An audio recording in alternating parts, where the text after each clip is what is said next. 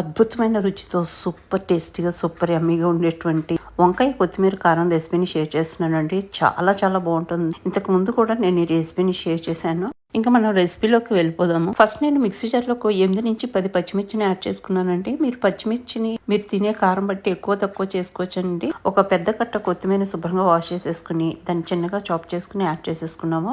ఈ మాత్రం క్వాంటిటీ అల్లం ముక్కలు యాడ్ చేసుకుంటున్నానండి. అదే విధంగా వెల్లుల్లి డబ్బులు ఒక టేబుల్ స్పూన్ నిండా ధనియాలు వేసుకున్నాను. ఒక టీ స్పూన్ జీలకర్ర వేసుకుని కోర్స్గా ఈ విధంగా గ్రైండ్ చేసేసుకుంటామండి. వంకాయలను ఈ విధంగా చీలికల్లో కట్ చేసుకున్నాము. మన మసాలా కూడా రెడీగా ఉంది. ఇప్పుడు ప్యాన్ పెట్టేసుకుని 3 టేబుల్ స్పూన్ల ఆయిల్ వేసుకుంటామండి. దాంట్లో టీ స్పూన్ జీలకర్ర, ఒక 4-5 ఎండుమిర్చి ముక్కలు వేసుకుంటాము. అదేవిధంగా కరివేపాకు వేసుకుంటాము. ఇది కొంచెం అట్లా ఫ్రై అవుతూ ఉండగా మనం కట్ చేసి పెట్టుకున్నటువంటి వంకాయ ముక్కలు ఇక్కడ యాడ్ చేసేసుకుంటామండి. వంకాయలని ఈ విధంగా చీలికల్లో కట్ చేసుకున్నాము. ఇంక ఇది యాడ్ చేసేసుకున్న తర్వాత మొత్తం అంతా మంచిగా మిక్స్ చేసేసుకుని దీంట్లో ఒక టీ స్పూన్ పసుపు కూడా ఈ మూమెంట్ లో యాడ్ చేసేసుకుంటాము. యాడ్ చేసుకున్న తర్వాత మళ్ళీ ఒకసారి మొత్తం అంతా కలిసేలాగా మిక్స్ చేసేసుకుని మూత పెట్టి చక్కగా మగ్గించేసుకుంటామండి. ఆల్మోస్ట్ 90% వరకు మనకి మగ్గిపోవాలన్నమాట. ఇంకా నేను ఇక్కడ మూత పెట్టేస్తున్నాను. ఆఫ్టర్ 5 మినిట్స్ మనకి చక్కగా మగ్గిపోయి ఉంటుంది. ఇప్పుడు ఈ మూమెంట్ లో మనము ఏదైతే పేస్ట్ చేసి పెట్టుకున్నామో పచ్చికారాన్ని యాడ్ చేసేసుకుంటాము. యాడ్ చేసుకుని మొత్తం అంతా మంచిగా మిక్స్ చేసేసుకుని ఇప్పుడు దీంట్లో రుచికి సరిపడా సాల్ట్ యాడ్ చేసేసుకుంటామండి. సాల్ట్ కొంచెం తక్కువే పడుతుంది, చూసుకుని వేసుకోండి. తర్వాత ఒక